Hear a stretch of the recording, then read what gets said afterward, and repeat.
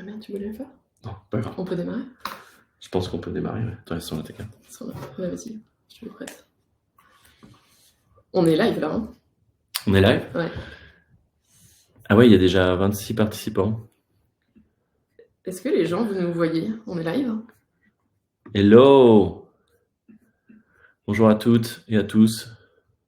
Hello tout le monde, Charles. Bonjour, on est live. Ben, pas que vous nous entendez même, c'est merveilleux. Ben, on découvrait en intro de ce webinaire, en attendant que tout le monde arrive, avec Max, on s'est rendu compte il y a quelques semaines qu'on tirait tous les deux le tarot.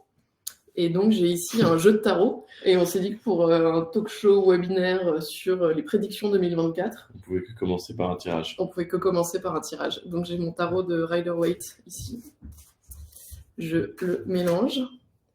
Et puis, je vais te demander, Max, de couper la main gauche. Ça marche. Hop. Ah, toi, tu coupes comme ça. Ah, je suis gaucher. Ah ouais, ok, mais en 3 tard. Ah oui, ouais. Comment va se passer ce talk show, tu penses? Bah, regardons. Alors, qu'est-ce qui s'est passé avant ce talk show?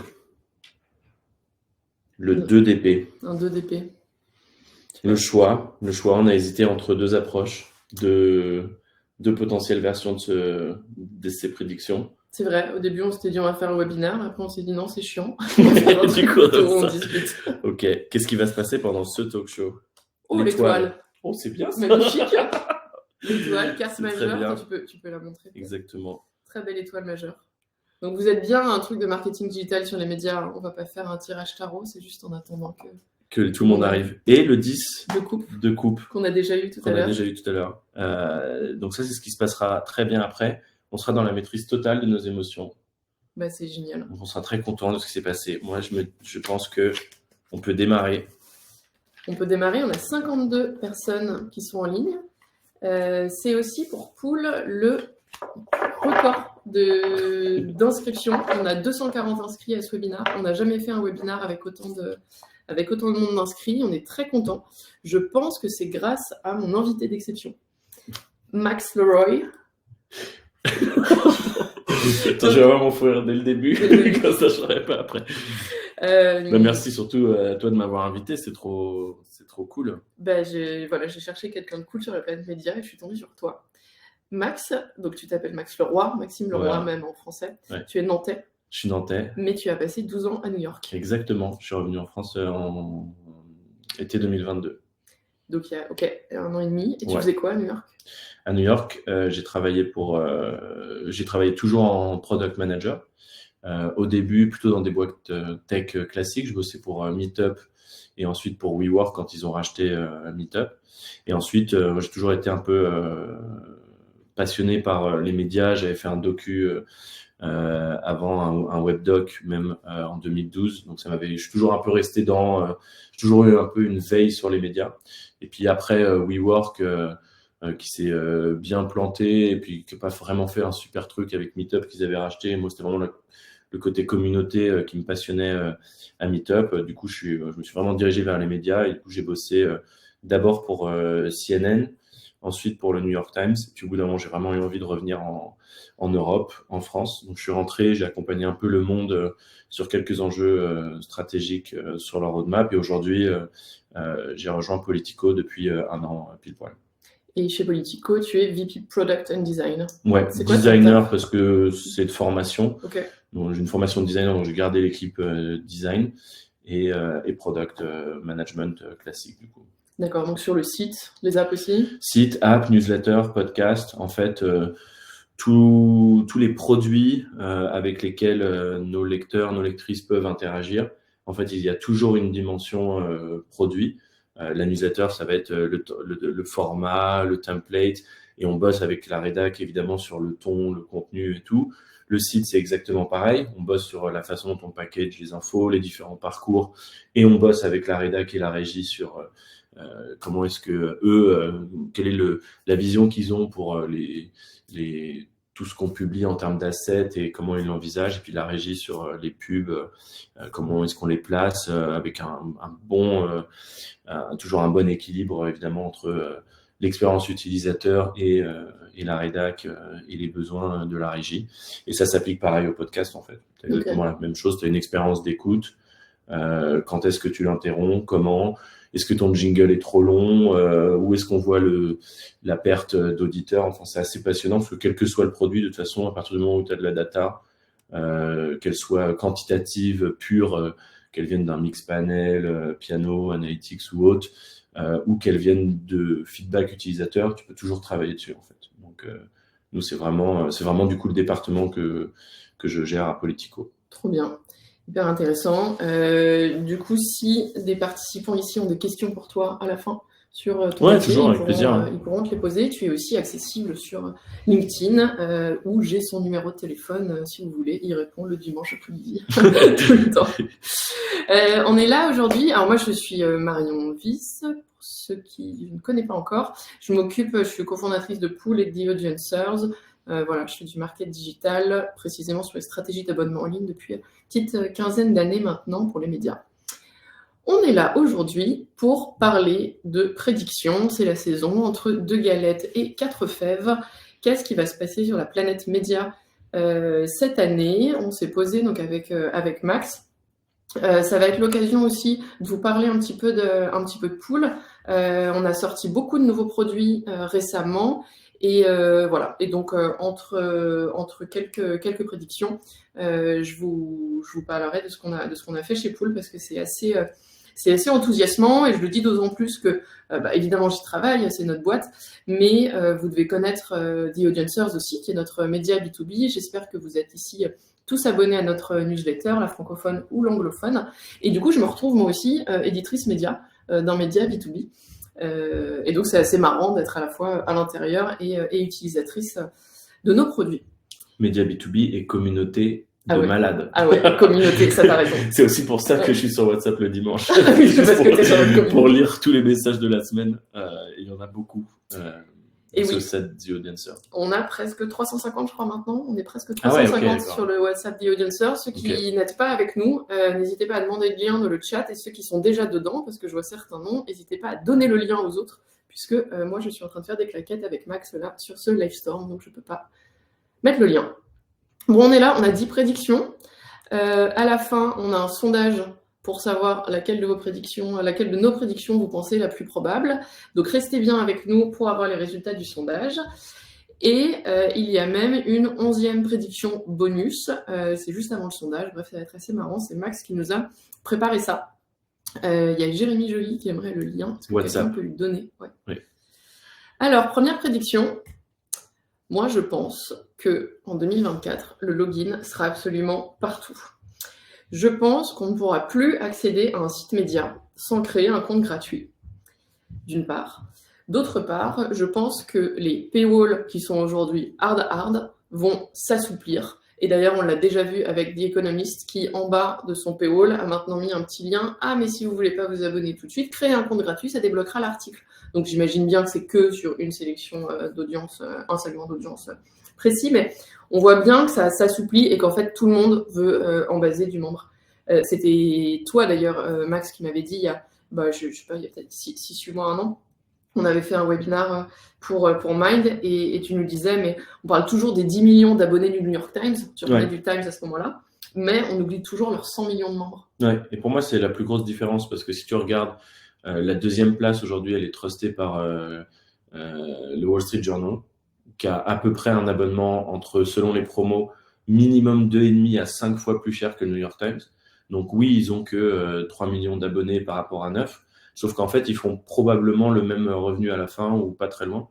Alors que par contre, le New York Times a 100 millions d'inscrits, donc d'abonnés non payants, mais qui peuvent taper avec des règles en plus un peu différentes aux États-Unis, parce que les RGPD sont pas aussi contraignantes. Donc une grosse partie des 100 millions est probablement basée aux US, et du coup, tu peux les recontacter, les réengager de manière plus active. Et ça, on n'en parle pas assez. On n'en parlait pas assez. Et quand je regarde, tu parlais des économistes, mais aussi le Washington Post maintenant. Encore une fois, comme tu dis, selon d'où tu arrives, etc., l'audience. Mais moi, c'est la 2e ou 3e fois que je me retrouve avec des propositions de création de compte sur des articles où clairement l'année dernière, tout 2023, j'avais encore des propositions de hard paywall classiques, quoi. Et il y a le Guardian aussi, c'est François Defossé de Mediarama qui l'a posté sur le groupe WhatsApp, donc The Sub, qui montrait que le Guardian, vous savez, a toujours été en mode don, en mode don, mais du coup les articles sont ouverts, qui a dit attention maintenant, progressivement, on va passer à demander la registration partout. Et pourquoi il y a ça qui monte partout? Je sais pas, j'ai envie de faire des anglicismes avec toi. J'ai envie de dire pourquoi ça rise. Mais bon, on va essayer de rester français. Évidemment, c'est la fin des cookies, c'est les GAFA qui prennent 80% du marché pub, c'est le trafic qui se déporte sur mobile. Bref, on a besoin de connaître les utilisateurs. Mais là où c'est une vraie prédiction de 2024 que tu fais, c'est que tout ce que tu as cité va vraiment monter d'un cran en 2024. C'est-à-dire que là, dans les 2 dernières semaines, j'ai vu tous les premiers articles de « Ah, ça y est, en fait, Google a réellement commencé à faire passer un certain pourcentage des visites des navigateurs sans cookies tiers. » Donc 2024, c'est le rollout final, parce qu'ils l'ont quand même reporté 2 ou 3 fois. Là, clairement, ils sont en train de le faire. Apple est en train de devenir de plus en plus agressif, que ce soit sur les emails, la façon dont ils protègent les données, l'open rate le taux d'ouverture des emails de gens qui utilisent Apple Mail n'a plus aucune valeur. Enfin, de plus en plus, on est en train de perdre ces infos-là qu'on avait avant, donc il faut les retrouver quelque part, d'où le compte. On sait clairement plus du tout qui nous lit. J'ai fait un sondage toujours sur le groupe WhatsApp. C'était ce matin, je me suis un peu pris à la dernière minute, c'est vrai, mais il y a eu 40 personnes qui ont répondu et j'ai demandé, donc sur ce groupe WhatsApp, on est 350 pros des médias à peu près. À quelle priorité sont les stratégies de registration ou d'augmentation du taux de login sur vos sites? Et donc, sur 40 répondants, j'ai 70% qui m'ont dit que c'était top prio cette année, priorité entre 0 ou 1. Et 30% que c'était en priorité 2-3, c'est-à-dire qu'ils avaient d'autres choses à faire avant, mais que vraiment la registration, c'était très important en 2024. Et personne, 0%, m'a dit que c'était pas au programme. Donc, clairement, ce qui va se passer cette année, c'est pullulement des registration walls, Regi Wall, sur tous les sites. Avec Pool, donc Pool, on est une société. On fait des dynamic walls avec Pool Access, qui est notre premier produit. Donc, au lieu de bloquer vos articles et mettre des paywalls, grâce à Pool Access, vous pouvez faire sur 50% X% de l'audience ou sur certains segments, proposer la registration à la place du paiement, ou sur aujourd'hui, ce qui sont vos articles gratuits, les passer en mode gris où il faudra avoir créé un compte pour y accéder. On a un nouveau produit aussi qui s'appelle Pool Engage. Si vous allez sur The Audiencers, la version française, donc en cliquant sur le petit drapeau français en haut du site, vous verrez, j'ai créé une pré-home, j'ai balancé une pré-home ce matin. Une pré-home, c'est un truc qui permet de récolter l'adresse email avant d'accéder au contenu. Voilà, et ça, c'est avec notre nouveau produit Pool Engage que je vous conseille très fortement de regarder ou demandez-moi une démo à un moment, mais ça permet en fait de vraiment convertir votre utilisateur d'anonyme à quelque chose. Ce quelque chose, c'est peut-être un membre gratuit, c'est peut-être un abonné payant plus tard, mais en tout cas, on ne peut pas rester. Non, ce pré-roll n'a pas d'impact sur le SEO, mais si tu veux, Aude, on s'en reparle après. Donc voilà, première prédiction, le login sera absolument partout. Deuxième prédiction, Max. Et d'ailleurs, mais la question de Aude est une très bonne question. Je sais que vous en avez, de mémoire, vous avez fait un webinaire dédié, donc il y a sûrement un doc à envoyer à Aude, mais j'en profite. Si vous avez des questions pendant nos prédictions, le but, c'est pas qu'on parle pendant 1 heure sans se faire interrompre, bien au contraire. N'hésitez pas, on a le chat juste devant les yeux. Moi, j'ai voulu m'amuser un tout petit peu sur cette deuxième prédiction. C'est assez simple. On a vu en décembre, en novembre, une accélération. Il y a eu deux grosses histoires de 2 approches. D'un côté, on a eu Axel Springer qui a négocié un partenariat de plusieurs dizaines de millions d'euros. C'est ce qui fuite dans la presse. En disclaimer, moi, Politico est une marque de Axel Springer, mais je suis pas du tout impliqué dans le deal, donc j'en ai pas les détails. Mais on voit qu'ils ont essayé de négocier quelque chose de manière proactive. Il y a des articles hyper intéressants que je pourrais partager des deux côtés qui disent que c'est une très bonne idée, d'autres plutôt une mauvaise idée. Je suis assez neutre sur le sujet. Et de l'autre côté, on a le New York Times qui lance la première lawsuit contre la première plainte, premier procès contre OpenAI parce que abus d'utilisation gratuite de leur contenu pour entraîner leur modèle. Et du coup, je trouve ça assez passionnant parce qu'en 2024, OpenAI ne peut pas payer tous les publishers un par un. Donc, il y a probablement un nombre assez limité de deals disponibles et qui, je pense, vont être pris par les plus gros acteurs. On est plutôt sur, vu que c'était Axel Springer, de Condé Nast, etc., enfin plutôt des groupes.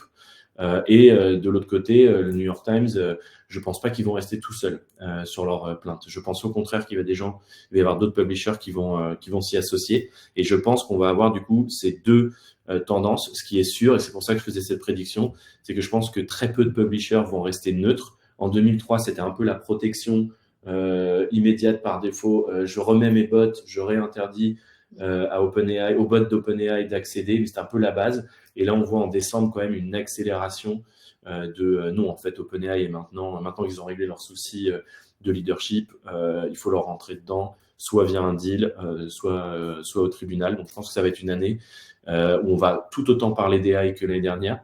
Mais par contre, je pense qu'il va y avoir un tout petit peu de légal et de financier des deux côtés cette année. Tu mettais dans nos notes de préparation, les médias veulent éviter la même erreur qu'ils ont fait avec Oui. Google.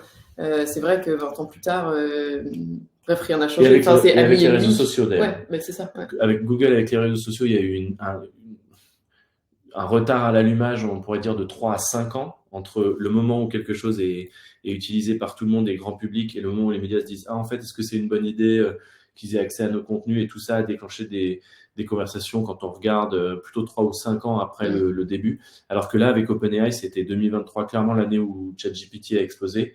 Et du coup, on est 2024, genre à un année plus 1 du moment où les médias essaient d'avoir une réponse directe. Donc déjà, moi, je trouve ça assez positif, quelle que soit l'approche. C'est plus rapide. Parce qu'il y a une idée de dire, en fait, non, voilà une innovation technologique, à nous de ne pas faire la même erreur et d'être beaucoup plus proactifs. Ouais. De mon côté, troisième prédiction, c'est on revient sur les sujets d'abonnement. Je pense qu'il y a cette année, on verra le début de toutes les nuances de gris entre abonnés et pas abonnés.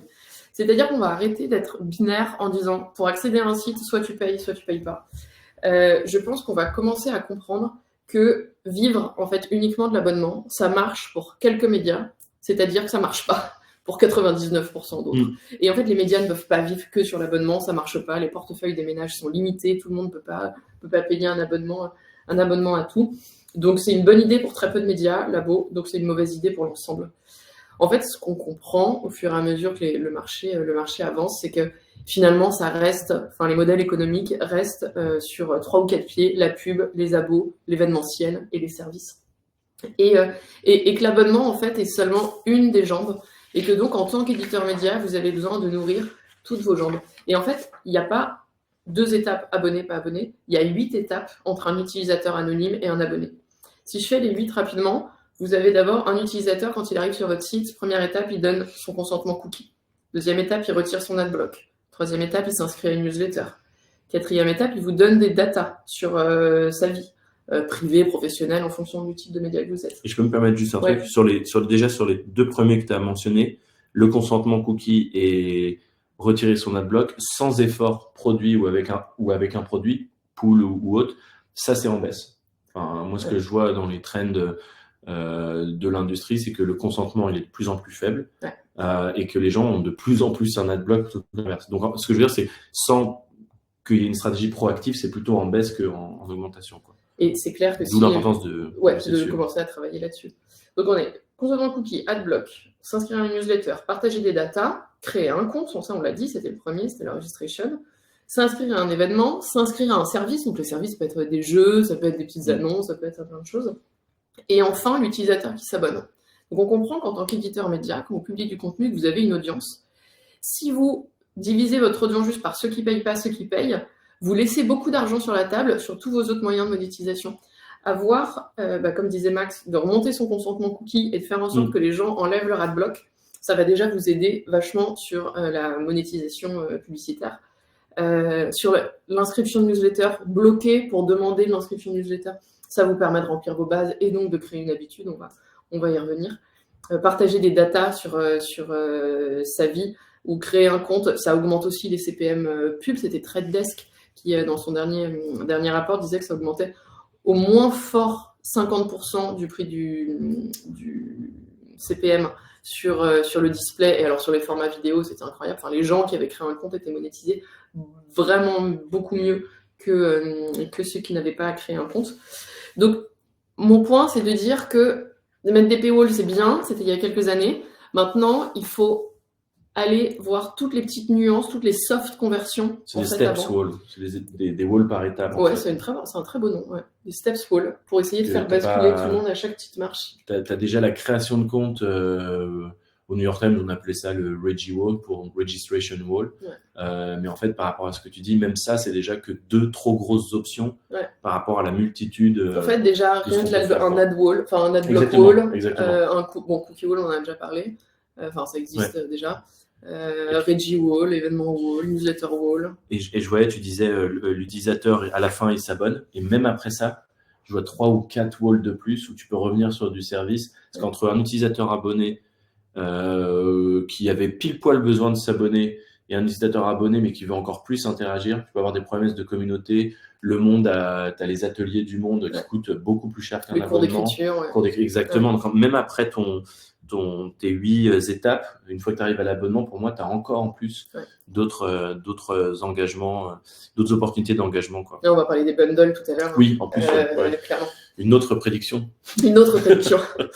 Et juste pour Pool, pour info, on a lancé, vous savez, enfin, ceux qui nous connaissent, vous savez que la base de notre produit, c'est la segmentation. En fait, on crée des groupes d'audience et puis pour chaque groupe, on teste des scénarios. Donc, on se dit, tiens, par exemple, ce groupe de volatiles sur mobile, par exemple, on pense qu'il y a une propension à l'abonnement qui est naze, donc on va lui faire s'inscrire à la newsletter pour débloquer l'article.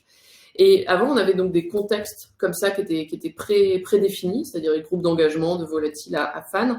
Et puis, on avait des contextes basés sur le device, donc est-ce que c'est mobile, tablette ou ordi, sur le lieu géographique, ou sur une donnée custom que l'éditeur pourrait nous renvoyer. Là, juste fin décembre, on a sorti les contextes croisés, c'est-à-dire que maintenant, on peut faire des segments en croisant toutes ces données. Donc en se disant, moi je veux quelqu'un qui est sur la rubrique cuisine, sur mobile, que c'est sa 3e visite, et il a les cheveux bleus, je lui balance tel scénario. Et donc ça va permettre d'avoir des groupes d'audience beaucoup plus spécifiques, et donc de maximiser nos chances de conversion avec un scénario adapté. Ça va être assez puissant, et puis de pouvoir mettre des opérateurs and or, enfin on prend des segments comme ci, et puis on affine avec and or et ou. Voilà.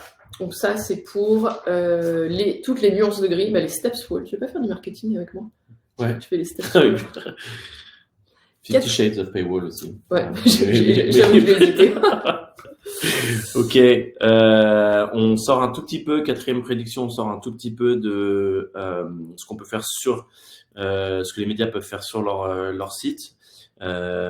Pour parler un peu des réseaux sociaux, je pense que tout le monde l'a connu cette année, à part des exceptions si on a, mettez-les dans le chat, mais globalement le trafic qui vient de Twitter, de X, a énormément diminué. J'avais publié quelques posts là-dessus qui sont aussi sur mon site perso. C'est normal, on a quand même affaire à 2 personnes, Elon Musk et Zuckerberg, qui détestent les news. En fait, on les a forcés dans des procès à s'excuser et je pense qu'ils avaient réellement des raisons de s'excuser, juste pour que ce que je dise soit clair, que ce soit sur la modération et tout. Mais en fait, c'est quelque chose qu'ils ont mal pris. Enfin, maintenant, c'est assez simple de voir que c'est des gens qui adorent venir à Vivatech pour se faire applaudir, mais par contre qui détestent les médias traditionnels, qui n'ont pas un seul mot gentil pour eux dans leurs expressions publiques maintenant. Et du coup, ça se voit dans toutes les décisions produits pour le coup.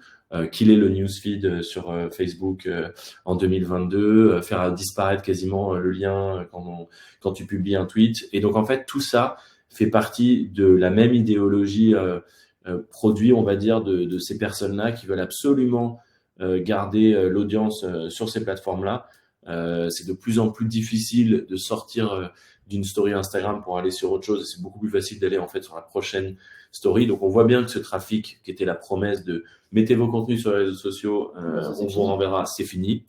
Et du coup, vu que c'est fini, on voit plus du tout de trafic aux éditeurs, les réseaux sociaux. Exactement. Et du coup, il y a pour moi, en fait, il y a que 2 options, et j'ai l'impression que c'est pas encore tout à fait clair pour énormément de médias qui se positionnent entre les deux sur cette promesse de nous, on a 4 social media managers parce qu'on se dit qu'on récupère de l'audience. Non, en fait, si vous prenez leur salaire de 4 personnes en France chargées, Il n'y a aucune raison d'être sur les réseaux sociaux. Il vaut mieux acheter de l'audience quasiment directement ou réduire le prix de vos abonnements pour en avoir plus ou autre que d'essayer de mettre cet argent-là. Par contre, il y a deux options qui sont réelles de mon point de vue. C'est sur les réseaux sociaux, c'est pour ça que je disais cartonner.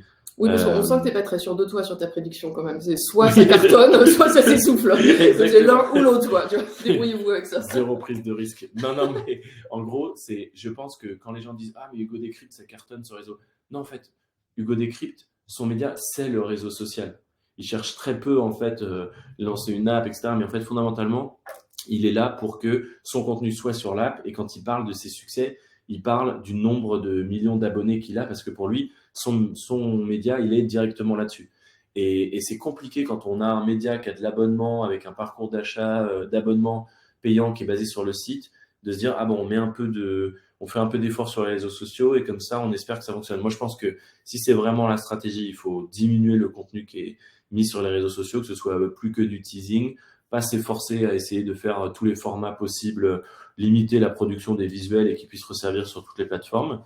Si on n'est pas dans le cas d'un média qui est vraiment basé et qui existe sur un réseau social, ou alors de se dire, en fait, des social media managers, fondamentalement, c'est quoi leurs compétences? C'est de l'animation, de l'interaction avec le lectorat. Est-ce que ça, je ne peux pas le faire en interne? On voit de plus en plus de Discord, de canaux, de groupes WhatsApp, etc. Il vaut mieux investir sur des canaux où il y a, à défaut d'avoir de l'audience, une vraie valeur ajoutée communautaire pour les gens qui sont abonnés ou à minima inscrits, justement à voir selon le business model du média, mais que du réseau social pur qui en fait n'apporte plus grand-chose pour moi. Donc, si toi tu lançais un média demain, tu le lancerais directement sur les réseaux sociaux? Est-ce que c'est pas dangereux? Non, pour moi c'est vraiment une question de choix. C'est-à-dire que si la cible s'y prête, que la compétition est énorme sur le web, et qu'en fait, par exemple, je veux lancer un média sur l'Europe pour les 18-25, peut-être que dans ce cas-là, je me fatigue même pas à essayer d'avoir un modèle avec du web et de l'abonnement ou autre. Par contre, si je pars dans l'autre opposé, à l'inverse, je pense qu'en 2024, il ne faut pas se fatiguer à ouvrir des pages partout, à s'efforcer à prendre des ressources pour les animer. Ouais, on fait ça sur LinkedIn, on fait ça sur Facebook, etc. C'est énorme en termes de charge de travail pour le gain que ça représente, quoi. Donc pour moi plutôt pas hybride, hein, c'est ça que tu dis. Plutôt pas. En fait, c'est pour ça que c'était la prédiction de soit ça va s'essouffler, c'est que plutôt pas hybride. Or, je pense que la vaste majorité des médias sont sur un modèle hybride. Et donc maintenant, il faut accepter que soit votre média, c'est le réseau social principal sur lequel il est. Vous avez la chaîne TikTok la plus connue et la plus suivie sur sujet X. Ou alors, en fait, vous avez décidé de créer une communauté ou un canal WhatsApp, une communauté Discord, ou alors vos réseaux de commentaires sur votre site, qui est la communauté la plus active directement sur le site, comme Marmiton ou autre, quoi. Mais pas l'entre-deux en 2024. Ouais, c'est ça. L'entre-deux, c'est le plus coûteux quand il y a une baisse aussi forte de trafic social. Voilà. Bien. Quid des groupes WhatsApp, nous demande Candice. Pour moi, ça fait partie de cette stratégie-là. Je dis pas que dans le groupe WhatsApp, on va récupérer énormément d'audience externe. Par contre, on a un vrai canal avec lequel on peut interagir avec les gens. Et ensuite, après le groupe WhatsApp, en ce moment, il y a un peu de tout. Il y a des groupes, il y a des channels. Je trouve qu'ils ont des offres un peu... Je trouve que les channels sont trop silencieux. Pour le coup, ça me paraît un peu trop one-to-one. Mais je sais que les groupes, par contre, deviennent vite trop gros. Je trouve que sur Snowball, ils avaient expérimenté des choses assez intéressantes. Je pense que ce soit les groupes Telegram, channels Telegram comme celui du New York Times ou WhatsApp, beaucoup plus de choses, à mon avis, intéressantes à expérimenter en 2024 que de continuer à animer sa page Facebook, en gros, pour simplifier. Quoi. Moi, mon point, c'est que tout ce qui désintermédie, enfin tout ce qui fait de la distance entre moi et mon public, entre le média et tout ce qui n'est pas lien direct, en gros, me fatigue. En fait, j'ai pas du tout envie d'être dépendante des algos des autres. Et j'avoue que sur le groupe WhatsApp, pour répondre à Candice, parce qu'on fait avec des audiencers, alors c'est minuscule, mais j'ai vraiment pris maintenant, quand je veux partager un truc, j'arrête de le poster sur LinkedIn. Enfin, mon réflexe n'est plus de le poster sur LinkedIn, il est de le poster sur ce groupe WhatsApp. Parce que je suis sûre que vous allez le recevoir. Alors, vous l'avez sûrement muté parce qu'il y a trop de messages, mais je suis plus dépendante d'un algo X ou Y. Et en fait, je trouve ça très dangereux de mettre ses œufs dans le panier de quelqu'un dont on ne maîtrise pas Bien sûr, les règles, quoi. je suis entièrement d'accord. Et pour répondre à Adrien et Annabelle, moi je suis assez partisan du service minimum pour ceux qui étaient en situation hybride sur les réseaux sociaux. C'est ce que je disais, c'est-à-dire que sur 5 réseaux sociaux, on arrête de faire des formats hyper spécifiques pour un réseau. On dit quelle est la production minimale en visuel qui peut correspondre à un post LinkedIn, Facebook et autres.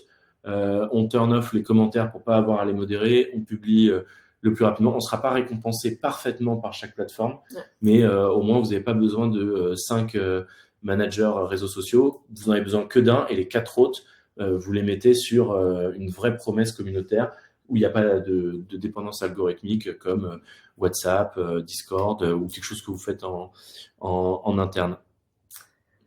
5e prédiction, les audiences sont hétérogènes et plus personne n'aura la même expérience. Vous savez, c'est un peu la même chose que quand vous prenez l'avion, vous êtes assis à côté de quelqu'un, vous n'avez aucune idée de combien il a payé son billet, peut-être 2 fois moins cher que vous, peut-être 2 fois plus cher. Suivant les moments où on consulte les news, où un lecteur consulte la news, il n'est pas du tout dans les mêmes dispositions, il n'est pas prêt, il n'a pas la même propensité à convertir. Convertir à quoi? À quelque chose, peut-être à l'inscription de newsletter, peut-être à la création de compte, peut-être à l'abonnement, qu'à un autre moment. Et donc moi je pense que pour l'instant on est vraiment encore au balbutiement, que beaucoup de médias ont encore les mêmes stratégies pour tous leurs segments d'audience. Or, c'est en acceptant de découper le gâteau en beaucoup de petites parts qu'on réussira à augmenter les taux de conversion. De toute façon, on le voit, je pense, tant mieux si c'est pas le cas chez vous, vous pouvez crâner dans le chat, mais les courbes d'acquisition des abonnements sont tous en train de s'aplatir un peu chez tout le monde. On a fait des très bonnes années depuis le Covid. Là, c'est en train de ralentir. Donc, ce qu'on peut se dire, c'est que vous avez converti la frange la plus engagée de vos audiences. Et maintenant, il faut aller chercher, pardon, mais les miettes. Alors, il y a peut-être des grosses miettes, mais il faut aller chercher, essayer d'aller séduire, justement, avec des step walls, de faire l'engagement progressif, la séduction progressive. Pour vous donner quelques exemples de segments, vous pouvez faire un segment sur vos anciens abonnés. Ça, on le fait avec le JDD, ça marche hyper bien. Sur les anciens abonnés, on met un wall particulier. Au lieu de dire abonnez-vous pour 1 €, on dit dis donc vous étiez déjà abonné vous, mais alors est-ce que vous voudriez pas vous réabonner? On vous fait une offre spéciale. Ou pour les paniers abandonnés, on a commencé et puis finalement ça marche.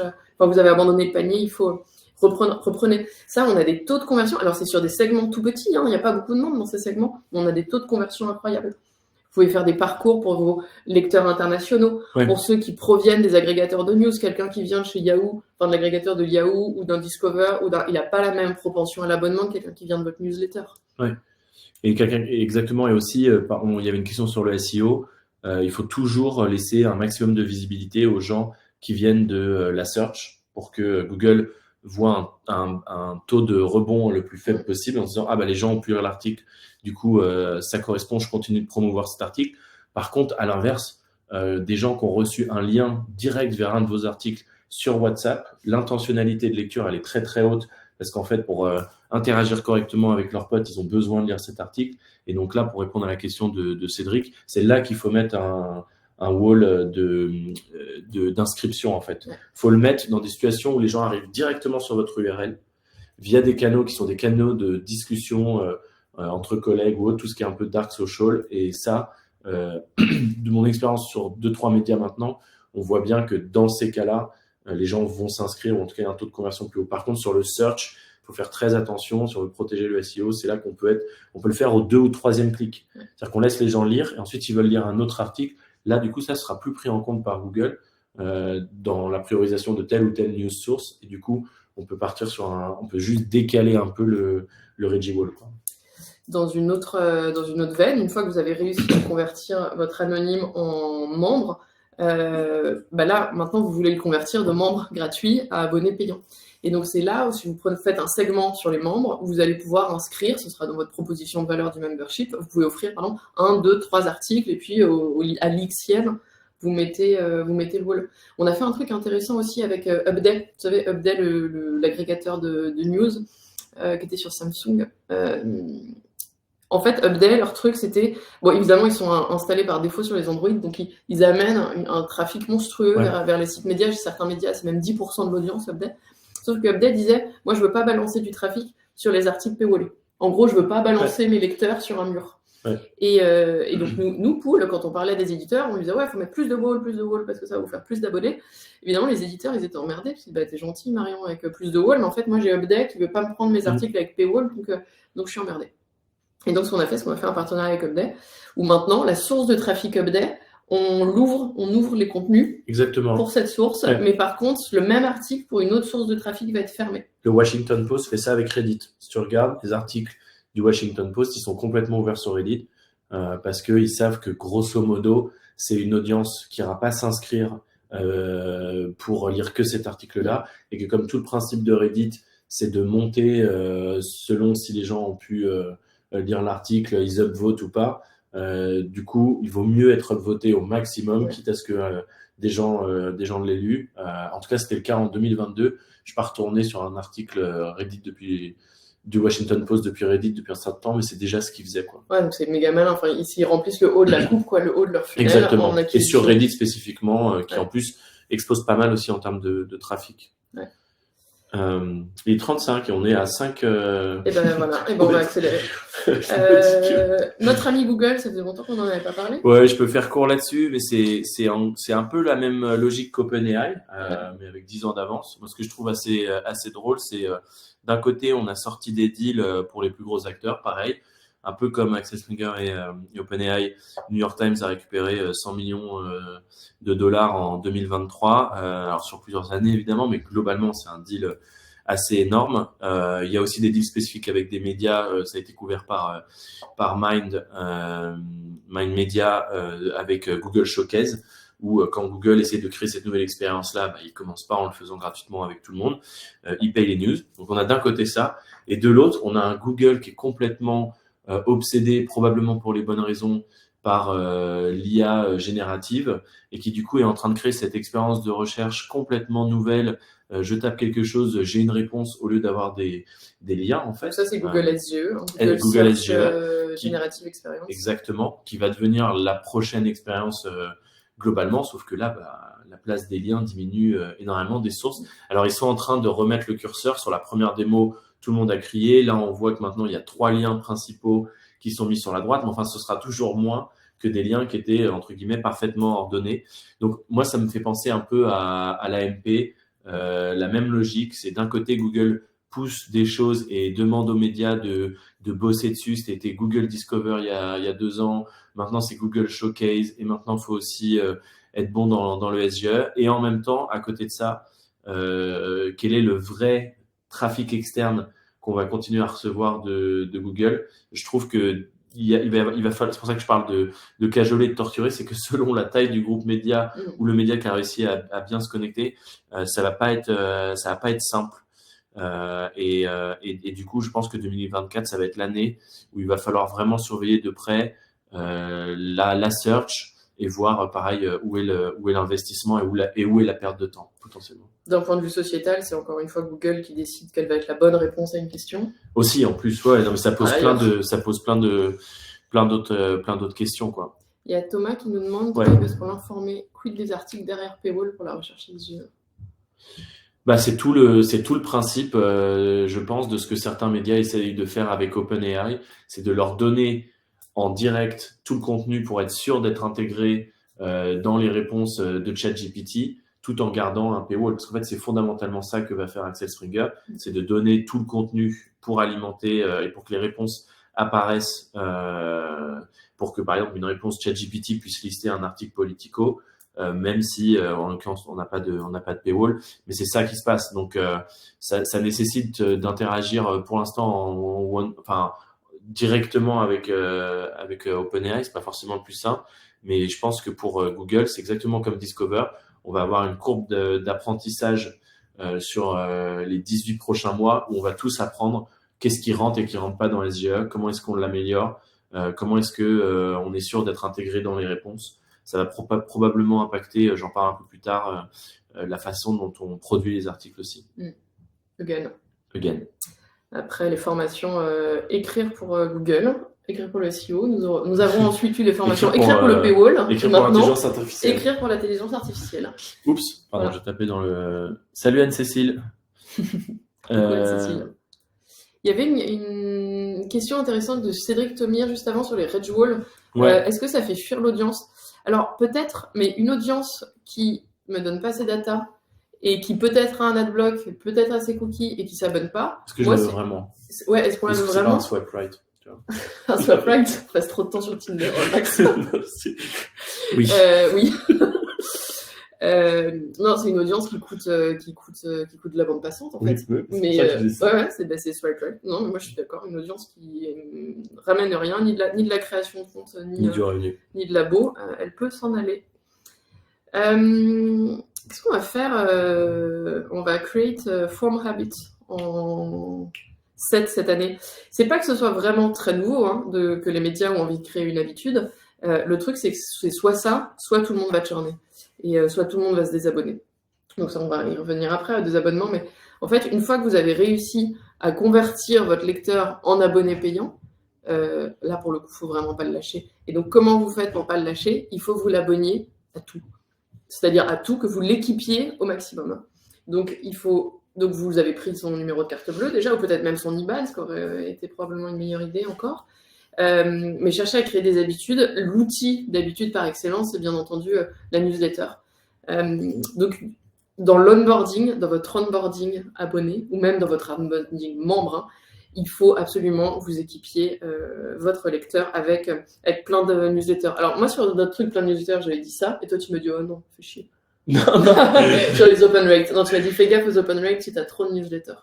Ouais, enfin, ça c'est, je peux pas dire dans quel média, mais moi j'avais vu 2 fois que quand on force trop l'abonnement en disant ouais, on a 27 newsletters, abonnez-vous à toutes celles que vous voulez et qu'on rend ça un peu trop facile, bah, des gens qui lisent 5 newsletters, en fait, ils ont moins de chances de finalement réellement les lire et d'être engagés que des gens que tu laisses lire 2 newsletters et en fait ils les lisent régulièrement et l'open rate est très bon. Donc je disais juste ça, faut pas que ce soit la course à l'échalote Au du nombre nombre de de newsletters. Ouais. Mais ce que tu dis, en fait, pour moi, je trouve ça passionnant parce que tu regardes les youtubeurs, en fait, c'est ce qu'ils font depuis des années, de dire aux gens abonnez-vous et ensuite cocher la cloche, etc. C'est de dire, en fait, soyez là pour que, faites ce qu'il faut pour que quand je republie du contenu, vous puissiez le recevoir. Donc, nous, c'est ce qu'on fait avec les newsletters.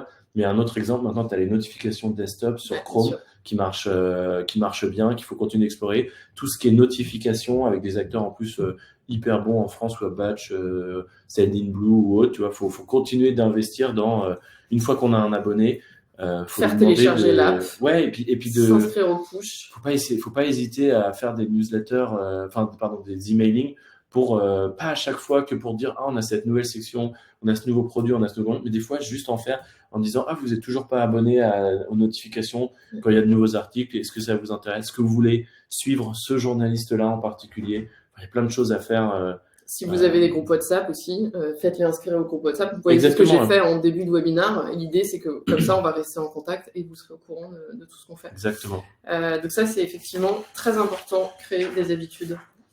Je vais faire rapide sur le prochain.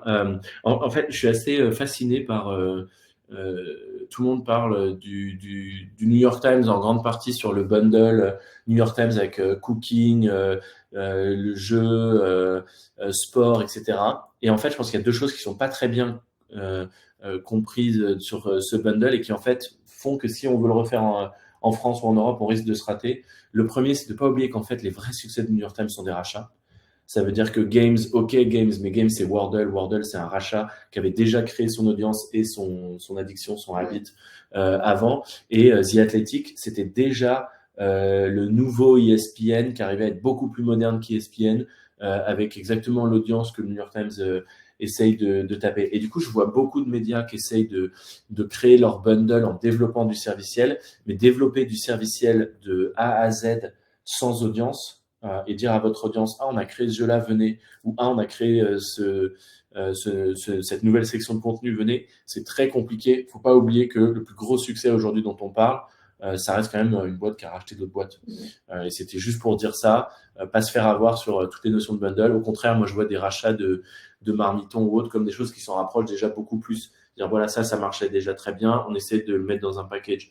Et le deuxième truc, c'est de pas croire que ces rachats tout seuls, sans aucun travail produit, vont marcher. ce qui cartonne aujourd'hui dans le bundle New York Times, c'est qu'en fait, que ce soit Cooking, un article Wirecutter, les jeux ou The Athletic, maintenant, c'est les mêmes fonds. Tout est pareil, en fait.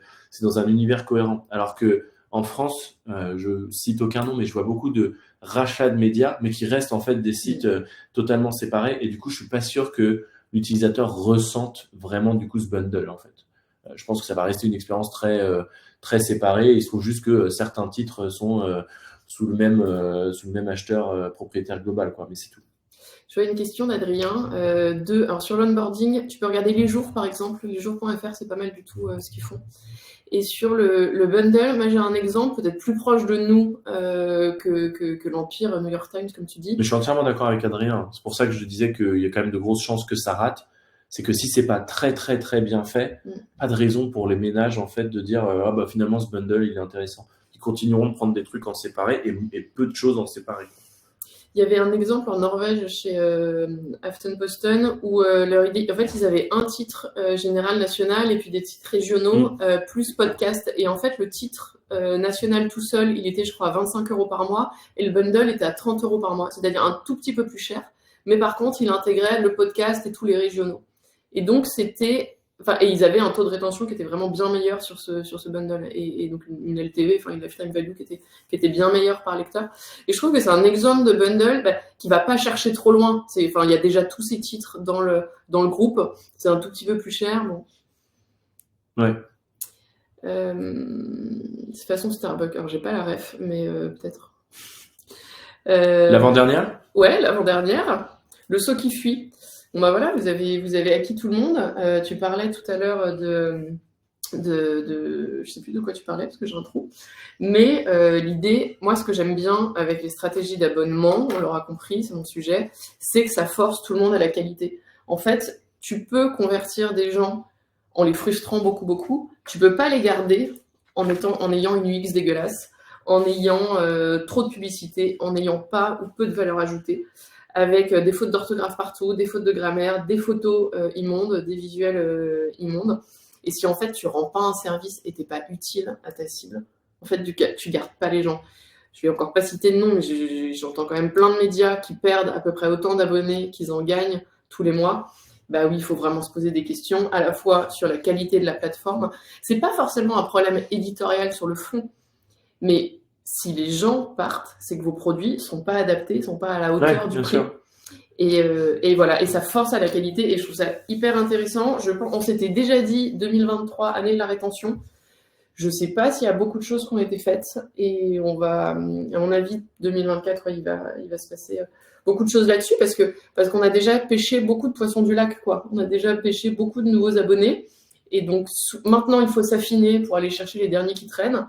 Et puis, il faut surtout garder ce qu'on a. Ouais. Tu veux rajouter un truc ? Non. On passe à la 10 ? Non, ouais. Tintin. La 10e, la dernière, c'était l'idée. J'ai été assez étonné cette année encore en 2023 du nombre d'articles d'experts sur en fait la bonne longueur d'article, c'est ça, c'est 800 mots, c'est 600, en fait c'est 1000, etc.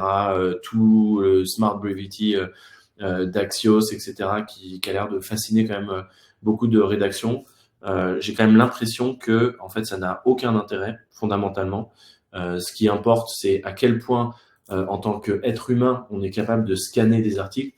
On vit dans une infobésité totale. Moi, j'ai jamais été abonné à autant de newsletters que je trouve très intéressantes et je suis quand même un max les infos. Et en fait, je pense qu'on le fait tous. On scanne les articles, on lit des articles en diagonale, quels qu'ils soient. Et du coup, en fait, un article qui est très long, mais qui a un break avec un sous-titre H2 tous les 3 paragraphes, et qui est en plus un vrai sous-titre qui est formulé en question ou qui explique vraiment de quoi on va parler ensuite, et ben il est beaucoup plus scannable par un être humain et donc plus intéressant à lire. On va avoir un temps sur la page plus long qu'un truc de Smart Brevity où il y a j'ai 14 bullet points et ils sont tous en gras parce que tout est important, où il y a du gras partout. Moi, je sais qu'en tout cas, j'arrive pas du tout à scanner ce genre de truc. Et du coup, pour revenir aux prédictions d'avant, je pense que ce qui est le plus passionnant, c'est que c'est exactement ça. L'évolution de Google vers les résultats riches avec les questions, de la SGE qui doit comprendre au sein d'un article le plus rapidement possible, donc via les sous-titres, exactement de quoi parle l'article Et est-ce qu'elle peut reciter cet article-là dans d'autres réponses? Alors que si vous pariez tout sur le seul titre H1, bah, vous donnez moins de billes pour SGE. Et donc, en fait, pour toutes ces raisons-là, et aussi pour l'être humain, c'est pas que pour des bots, en fait, c'est pour pouvoir scanner en tant qu'être humain facilement. Donc, je pense qu'en 2024, il n'y a pas de débat smart, court ou longue forme, c'est trop long. En fait, les articles qui marchent le mieux au New York Times, c'est aussi ceux qui sont interactifs. Donc, il n'y a pas de règle. La règle, par contre, c'est est-ce que c'est facilement scannable par un être humain qui, pour la majorité du temps, ne lit pas de A à Z et en entier. Je sais que tu avais posté quelque chose aussi sur où est-ce qu'on place le Reggie Wall, la méthode du sablier inversé. Mais pour moi, c'est exactement ça. C'est être malin sur ces H2. Encore une fois, c'est les bases du SEO. Mais en 2023, moi, je vois toujours énormément de débats sur la longueur totale en caractères ou en mots qui, pour moi, n'ont aucun sens. Et toujours aussi peu de publications en fait qui bossent vraiment. C'était déjà important pour le SEO avant, ça va devenir indispensable pour être référencé correctement par OpenAI, Google et tous les autres modèles. Bah, les bases du SEO, mais de l'editing de papier aussi. On s'était dit avec le web, pour le lecteur aussi, en fait. Mais en fait, on a besoin d'éditeurs, on a besoin de gens qui savent titrer, sous-titrer, rendre intelligible. Et pour la question du PO, le Reggie Wall, de rendre sexy le moment où on coupe aussi pour parler à d'autres êtres humains. Certes, parler à des IA, mais parler à d'autres êtres humains. Il nous restait 10 minutes pour des questions. Non, j'avais oublié. On a la bonus. Alors, pour se marrer un peu, on avait laissé une dernière prédiction bonus. Voilà, c'était juste pour vous dire qu'on peut vous le donner en exclusivité. Cette année, le Digital News Report du Reuters Institute, comme chaque année, va nous dire que la confiance dans les médias a baissé, que le nombre de personnes prêtes à payer pour l'information a baissé et qu'encore plus de personnes sont sur TikTok et ne lisent plus la presse. Donc, ce sera une super année, quoi qu'il arrive. Non, mais il est hyper important de bosser sur tous ces sujets. Je pense c'est un peu ce qu'on essayait de dire aujourd'hui au-delà des prédictions. Du coup, moi, j'ai pas besoin de le lire. On n'a pas besoin de le lire, le report de Reuters. On peut regarder la différence de chiffres d'une année sur l'autre, mais malheureusement, ils font un super boulot. Hein. Juste pour être clair, la méthodologie est dingue. Le côté global et pas focus que sur un pays est fou.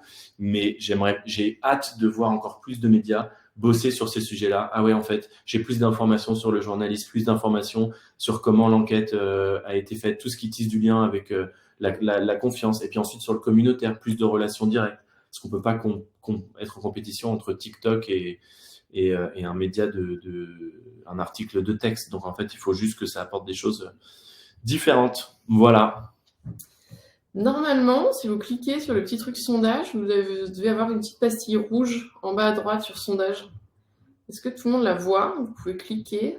Est-ce que tout le monde peut répondre? Est-ce que ça marche? Ça marche, les petits pouces en l'air. Cool. Et si vous avez des questions en attendant, pendant le sondage, on peut y répondre.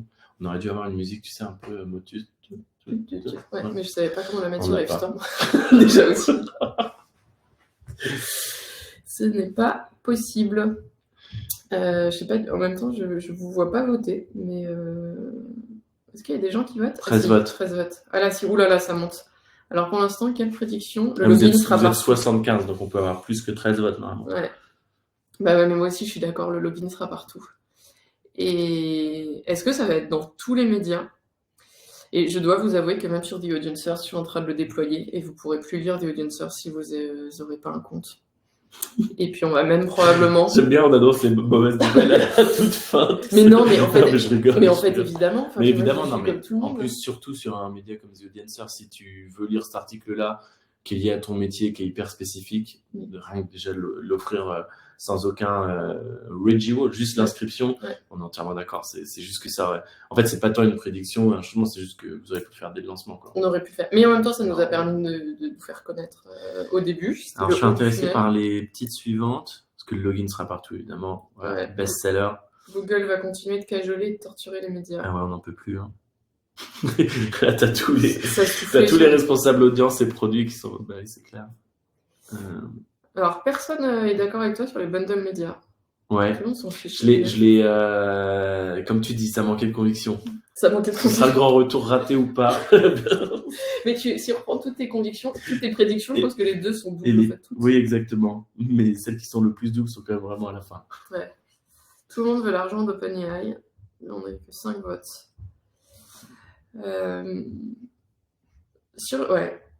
Les réseaux sociaux, en fait, tu regardes, c'est Google et les réseaux sociaux, les deux combinés, ça te fait la grosse deuxième tendance, quoi.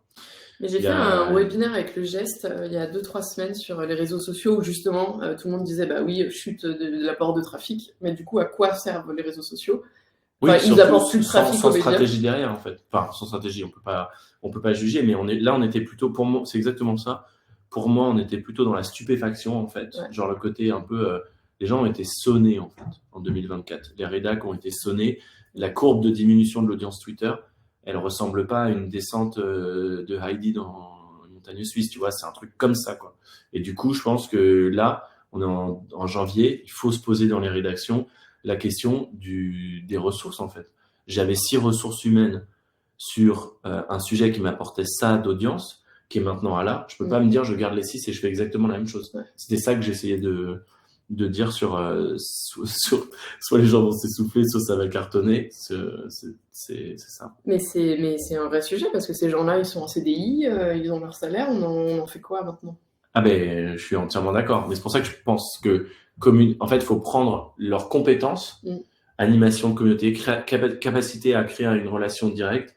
Ils sont pas, et aussi ce qui fait leur spécificité, ils sont pas côté rédac, ils sont pas dans la production du contenu qui a servi à l'article initial. Où est-ce qu'ils peuvent faire ça? Ils peuvent faire ça sur un Discord, ils peuvent faire ça sur un WhatsApp, ils peuvent faire ça sur une plateforme privée, la newsletter. Il y a tellement d'endroits. Ça peut être, moi je vois des newsletters qui commencent maintenant à mettre des petits typeforms à la fin ou des outils de formulaire pour poser 3 questions un peu sympas, un peu ouvertes et pour se resservir de ce contenu-là dans la newsletter suivante. Je trouve ça hyper intelligent. Ça crée un contact. Mais voilà, en fait, ces gens-là, il faut continuer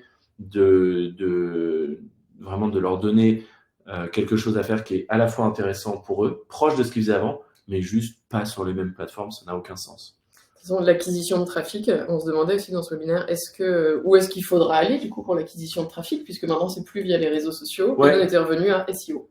Ouais, SEO seul, c'est même dangereux. SGE, ouais, exactement, SEO amélioré, parce que quand tu regardes en plus, moi, les propositions de ah ouais, comme Twitter a diminué, du coup, c'est sur LinkedIn. Mais regardez LinkedIn. LinkedIn, c'est la même chose. Maintenant, si tu publies pas ta newsletter sur LinkedIn, elle n'a pas le même poids. Ils font les questions-réponses là, c'est pour en fait que tu produises du contenu pour eux et tout ce qui est lien dans le feed, ces questions-là vont avoir plus de place que ta proposition d'un contenu externe. Donc, en fait, pour moi, aller sur LinkedIn, oui, c'est absolument important. Je trouve que l'informé le fait super bien, par exemple, avec plutôt un récap des stories qu'on peut retrouver sur l'informé qui sont cool. Mais aller sur LinkedIn pour faire de l'investissement LinkedIn, c'est juste se retrouver dans la même situation que X dans 2 ans, en fait. Acquisition de trafic SEO, SGE n'est pas la meilleure nouvelle de l'année. On en a parlé.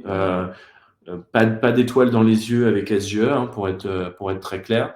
Mais par contre, je trouve que les premières réactions plutôt très nerveuses des médias et dans le bon sens de Google, qui a proposé une démo la toute première fois avec très peu de sources visibles, ont quand même amené Google à revoir la copie.